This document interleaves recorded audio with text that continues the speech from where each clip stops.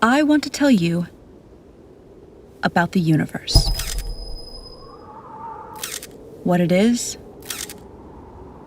how it came to be, what its building blocks are. I want to tell you how the future creates the past, which then creates the future. But first, I want to tell you about crystals.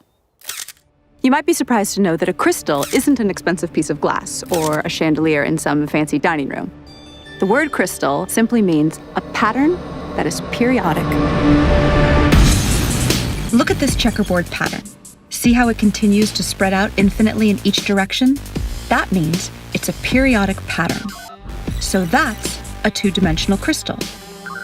This is another two-dimensional crystal. And this is another.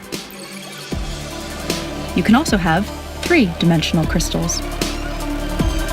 By the way, this 3D glass is called crystal because its atoms are actually arranged in a crystalline pattern.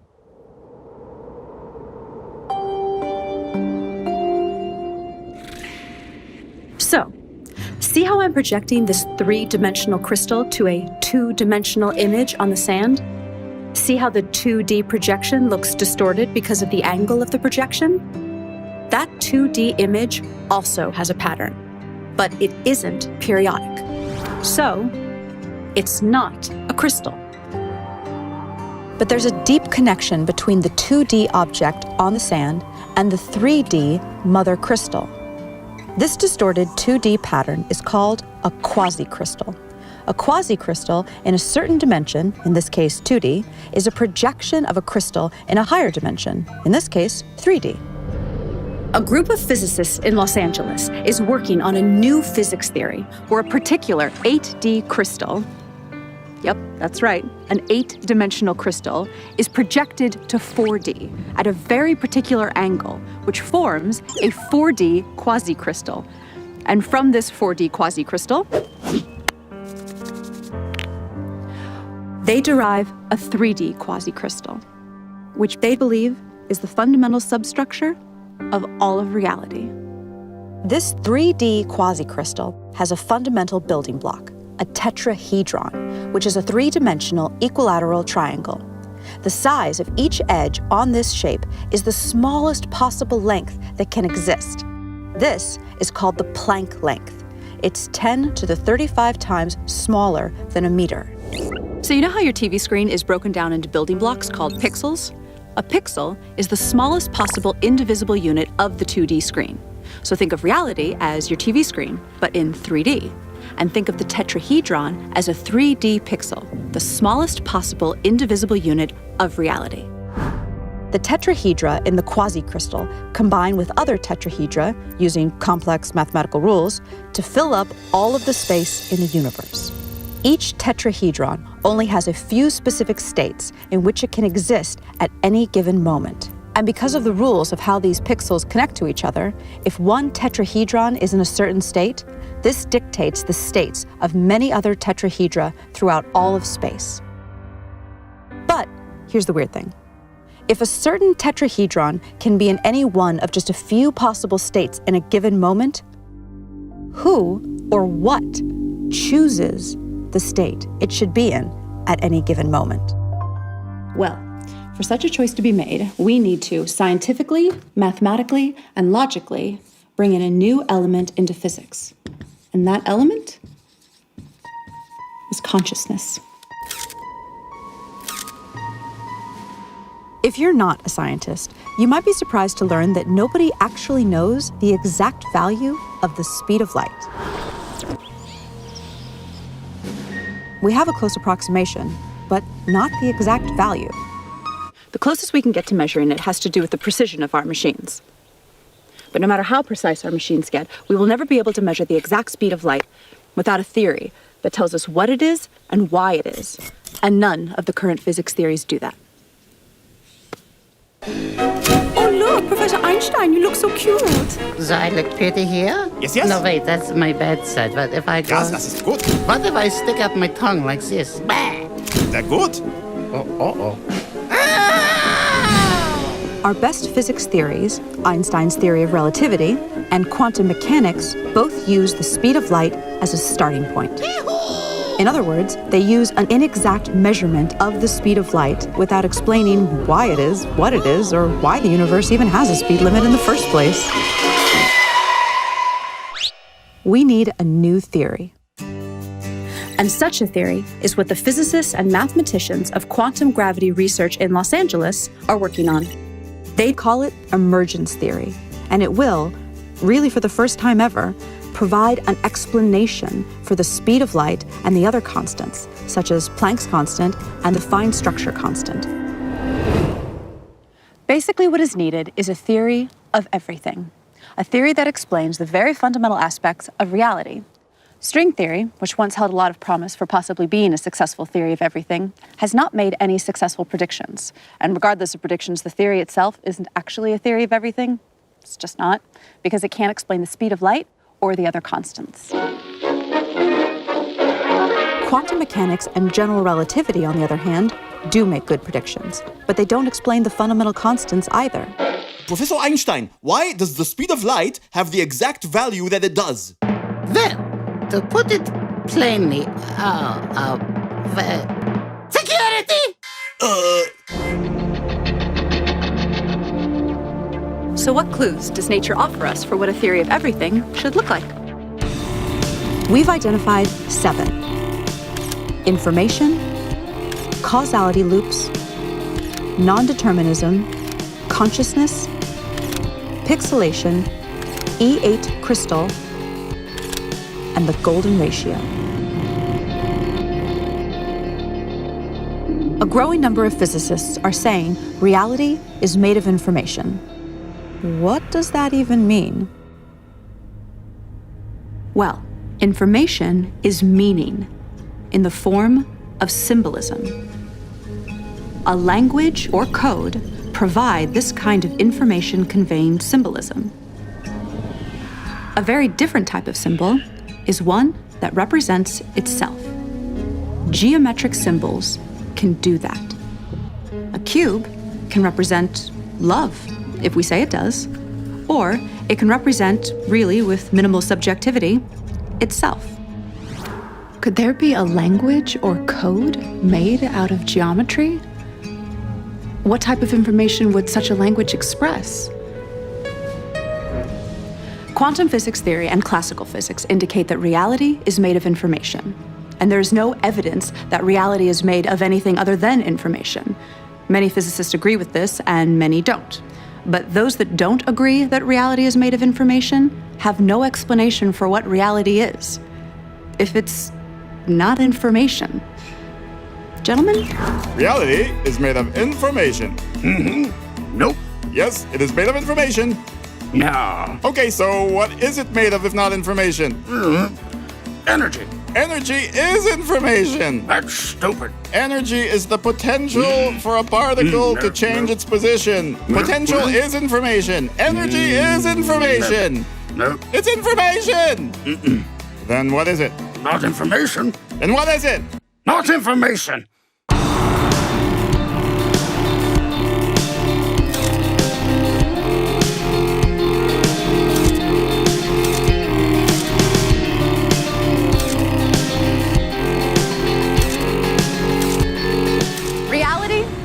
Geometric. A geometric language in the form of geometric symbolism, the type of symbols that represent themselves, might explain how a geometric reality can be made of pure information. Information implies meaning, but what is meaning? Meaning is a comparison. That's what we do. But we do it so fast, we don't realize we're doing it. We look at something and we match it to something from our database. We say, that is a crosswalk. That is a building, not a crosswalk. That is a window, not a building. So meaning is the perception of something relative to something else. So therefore, meaning is subjective and requires choice. Can we get some dramatic music here? Because meaning is subjective, for it to even exist, it needs to be perceived or measured by some form of consciousness. Einstein showed how the past and the future exist simultaneously in one geometric object. So all time exists all the time. Let me say that again. All time exists all the time. I know that sounds kind of weird and unintuitive, but we have to kind of suspend our common sense.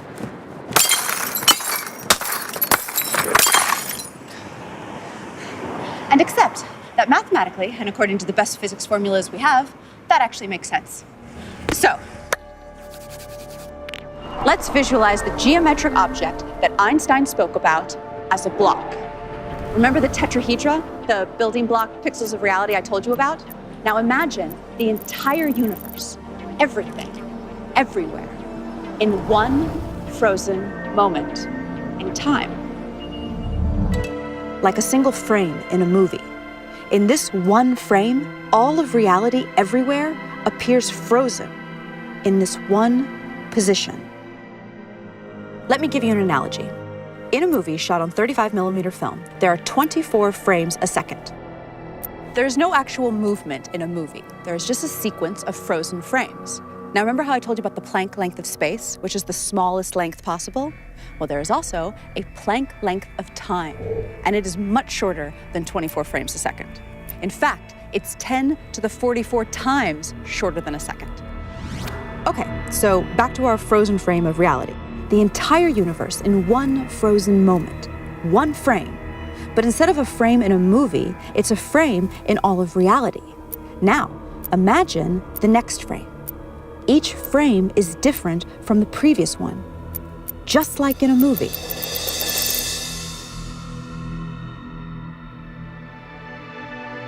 See how all frames exist in Einstein's space-time all at once? Okay, now here's where things get really, really weird. We assume that the past influences the future. That's how we appear to experience reality. But when you look at this block, why would one side be the past and one side be the future? Why go left to right and not right to left? Why can't the future influence the past? Take away the names past and future if that helps you think of this concept. So what if the past influences the future and the future influences the past in an endless feedback loop? So then the question is, which part of the past is influencing which part of the future and vice versa? And the answer is, all time is affecting all time, all the time. Ay, vey, I need a drink.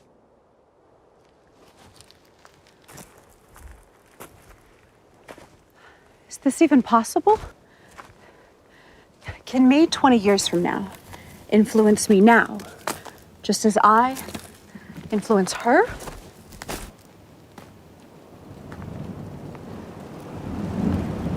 So can me 5 minutes from now influence me 10 minutes ago, just as me 10 minutes ago influences me as a baby, just as me as a baby influences me on my deathbed? This is too weird to even grasp. But everything we know says this is the way it is. Am I stoned? Okay, so if every moment is co-creating every other moment, both forward and backward in time,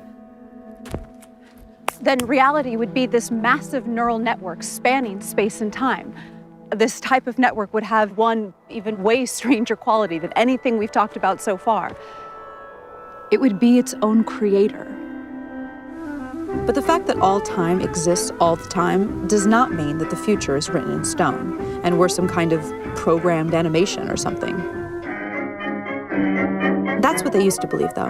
Years ago, it was popular to believe in the somewhat bummer idea of reality being a deterministic program playing itself out.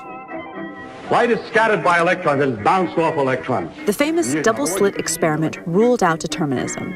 Look it up if you've never heard of it. It's wild and is one of the cornerstones of modern physics. But for now, take my word for it. It ruled out determinism and ushered in a new era of non-determinism, or basically, free will. So, how does free will work? One of the most surprising discoveries of quantum physics is that reality only exists when it is observed. That literally, particles do not exist until they are observed. famous physicist John Wheeler, he's the guy who came up with the term black hole, says that reality is made of information, which is created by observation. The observation must be made, he says, by something conscious. And Nobel Prize winner Frank Wilczek said that quantum theory is contentious and obscure, and that it will remain that way until someone constructs, within the formalism of quantum mechanics, an observer, a model entity whose states correspond to a recognizable caricature of conscious awareness. An entity, an observer.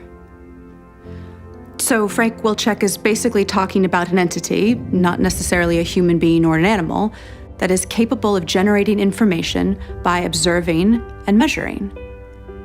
But what would that conscious entity be? Well, we definitely know that consciousness exists in the universe. I mean, at least in us humans, right? I mean, I'm conscious, you're conscious, he's conscious, I think. I'm conscious. I'm conscious.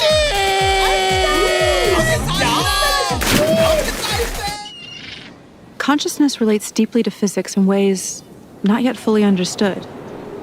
In fact, consciousness is kind of like one of the least understood things in all of science. Nobody knows exactly what it is. Weird, right? So if reality is pure information, if everything, energy, matter, thought, if it's all information, then it becomes clear that reality deeply ties into consciousness in some way, as if the fundamental stuff of reality is somehow consciousness. Did consciousness and information somehow emerge in a causality feedback loop? German physicist Werner Heisenberg developed the first equations of quantum mechanics using a type of math called matrix theory.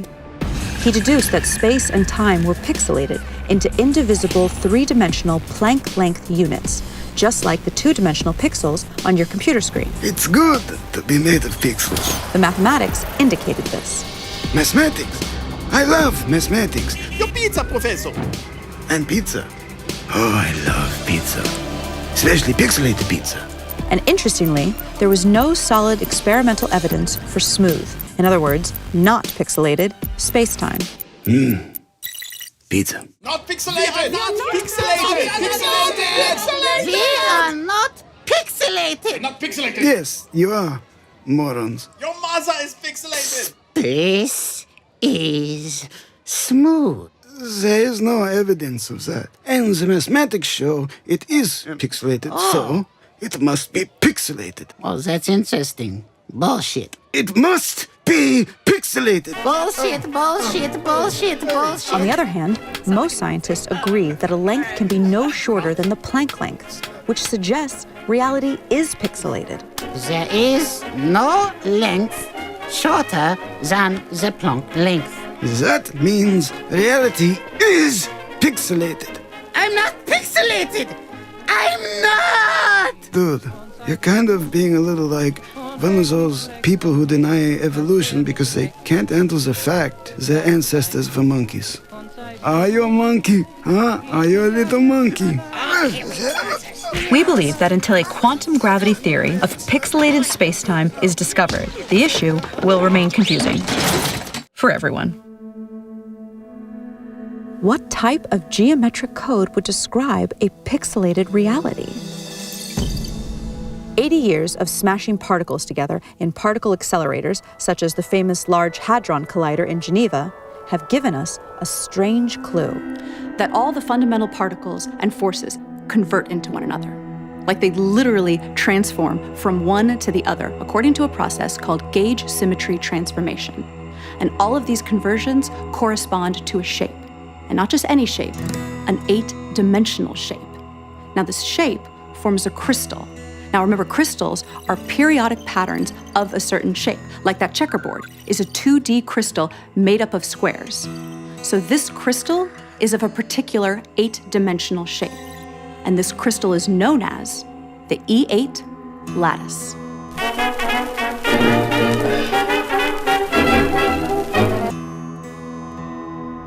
To generate that 3D quasicrystal, the substructure at the pixelated fabric of reality, we project this 8D crystal to 4D. And then we convert that to 3D. Now, just like the basic cell shape of the 3D cubic lattice is the cube, the cell shape of the E8 lattice is an 8D shape with 240 vertices. We call it the Gaussian polytope. When the Gaussian polytope is projected to 4D, it becomes two identical shapes of different sizes. The ratio of their sizes is a unique number, 0.618, also known as the golden ratio.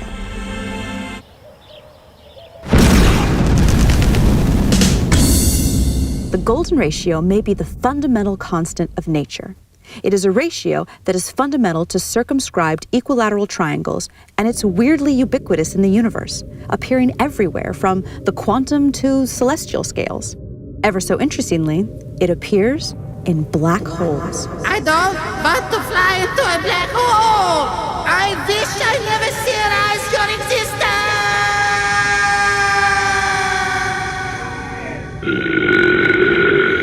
Okay, let's get serious for a second. Here are 3 quick facts for you science heads. The golden ratio is the precise point where a black hole's modified specific heat changes from positive to negative. And it is part of the equation for the lower bound on black hole entropy. The golden ratio even relates the loop quantum gravity parameter to black hole entropy. Why does this support the claim that the golden ratio is the fundamental constant of nature?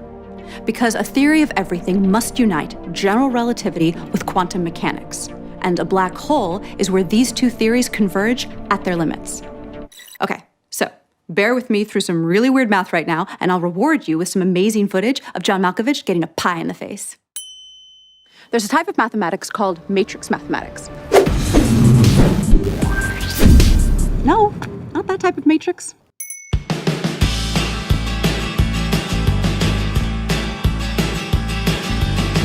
Matrix math is the type of math that quantum physics uses in its formulas. Without getting too technical, this is an example of a matrix. A matrix is just a group of numbers that are arranged in columns and rows.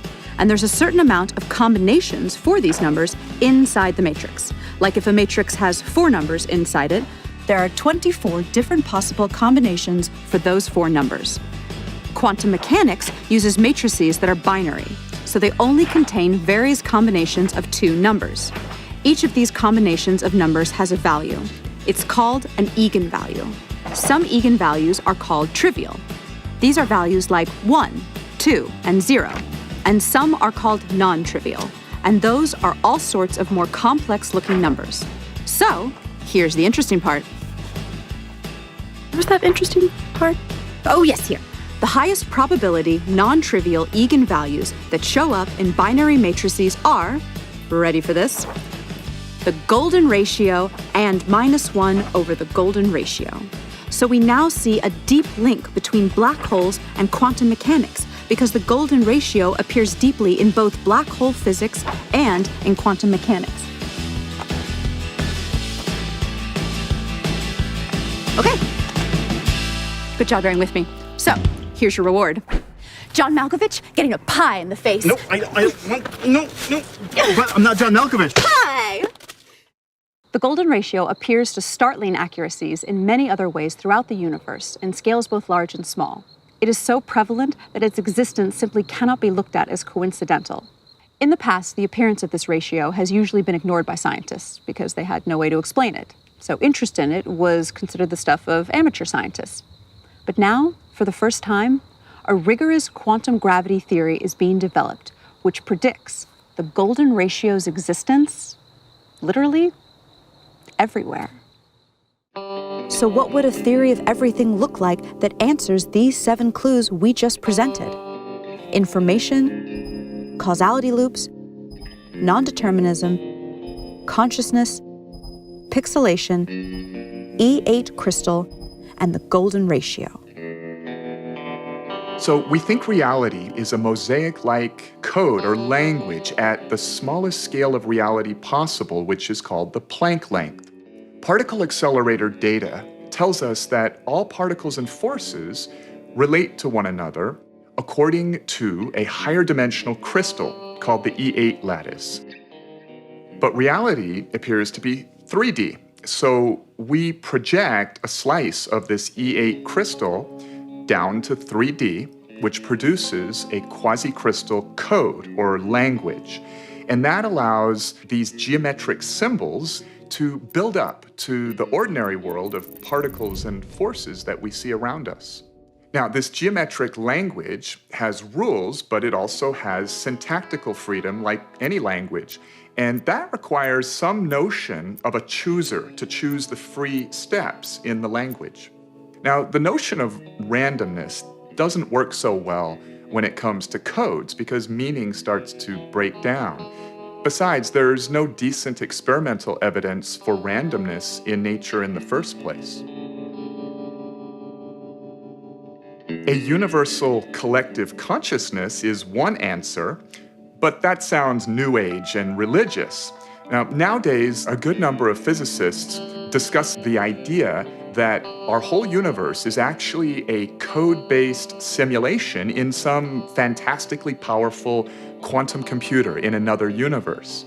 Now, if true, then by the same logic, that other universe where the computer running the simulation of our universe is would also supposedly be a simulation in another universe. So the idea is a little shaky, but it's being discussed seriously by a lot of credible people. But it turns out that a universal collective-like consciousness of some sort may be physically inevitable. Now, we don't need to anthropomorphize this idea or make it religious or spiritual. To follow why, let us start with the idea of the collective behavior of cells in your body, each a single-celled microbe living its life. A long time ago, only this sort of cellular life form existed here on Earth. These little guys were not too smart, but they did choose what direction to swim and could chase nutrients, reproduce, and run from dangerous things. They made choices with their very simple systems of environmental awareness and desire to survive. Then they self-organized into colonies that were smarter as a group and had more environmental awareness than the individuals. Eventually, animals such as humans emerged. Sophisticated forms of awareness and consciousness now float on an ocean of 37 trillion living cells, self-organized as a human being. It is specifically the laws of physics that caused electrons and quarks to self-organize into 81 stable atoms, and from there, into human consciousness. And physics places no upper limit on the amount of energy and matter that can self-organize into conscious systems. Physics allows the possibility of all the energy in the universe to eventually convert into a single conscious system that is itself a network of other conscious systems, a massive, technologically based collective consciousness. Given enough time, anything that can happen will eventually happen. By this axiom, this system of universal consciousness has already emerged somewhere in the frames of space-time ahead of us. Because it is possible, it is inevitable. In fact, according to the evidence of retrocausality time loops, that inevitable future is co-creating us right now, just as we are co-creating it. When humanity discovers the theory of everything, it will usher in a new age of prosperity. For example, clean, cheap energy, leading to the eventual elimination of poverty. As a nonprofit, Quantum Gravity Research relies on crowdfunding to support our scientific progress. Even a $5 donation is meaningful and moves this mission forward. To participate in the adventure, visit quantumgravityresearch.org and click on Support Our Work. And please spread the word by sharing and posting this video, and follow the journey on Facebook, Twitter, and Instagram. Visit quantumgravityresearch.org to get more information.